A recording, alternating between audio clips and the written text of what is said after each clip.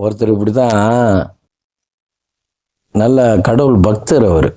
ரொம்ப பக்தர் அவர். எதா இருந்தாலும் கடவுள் காப்பாற்றுவான் அப்படின்னு நினைச்சாரு. அவர் போயிட்டு அப்படியே மெரினா பீச் பக்கம் அப்படியே போய் சுற்றிக்கிட்டு இருக்கையில அப்படி கடல் கரையில் கொஞ்சம் காலை நிலைக்கலான்னு காலை விடுறாரு கடல்ல. அப்படி உள்ள வலிச்சிருச்சு மண். அப்படி கீழே மண் அப்படி வலிச்சு போயிட்டாரு. அப்புறம் அவர் கத்துறாரு, சத்தம் போடுறாரு, கடவுளே கடவுளே என்னை காப்பாத்துன்றாரு. ஒருத்தன் ஓடி வந்தான்.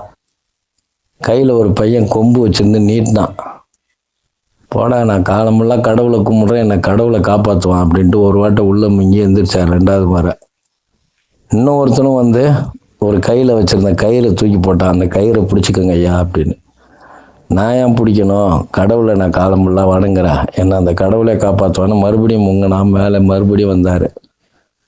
இன்னும் ஒருத்தனும் தூக்கி போட்டான் கையில் இருந்த ஒரு நீட்டு துணியை. அப்பவும் அதே பதில் தான் சொன்னார், செத்தார். கடைசியில் மூழ்கி செத்து போயிட்டார். கடவுளை போய் கேள்வி கேட்குறாரு, ஏன்பா நான் காலம் ஃபுல்லாக ஒன்றையே வணங்கினேன், அழுதேன், தொழுதேன்,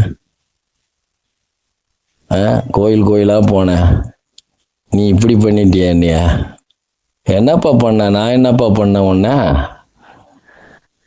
நான் தான் கடலில் மூழ்கிட்டேன்ல, 3 வாட்டை குரல் கொடுத்தேனே, ஆண்டவனே ஆண்டவனேன்னு 3 வாட்டை குரல் கொடுத்த, 3 பேரை நான் தான் அனுப்பினேன், பிடிச்சிக்கிட்டு வந்திருக்கலாம்ல. அது மாதிரி நம்ம வந்து சொல்றதை கேட்டுக்கிட்டோம்னா ஒண்ணே நமக்கா அறிவு வரணும், இல்லைன்னா அடுத்தவங்க சொல்றதை உணரணும்.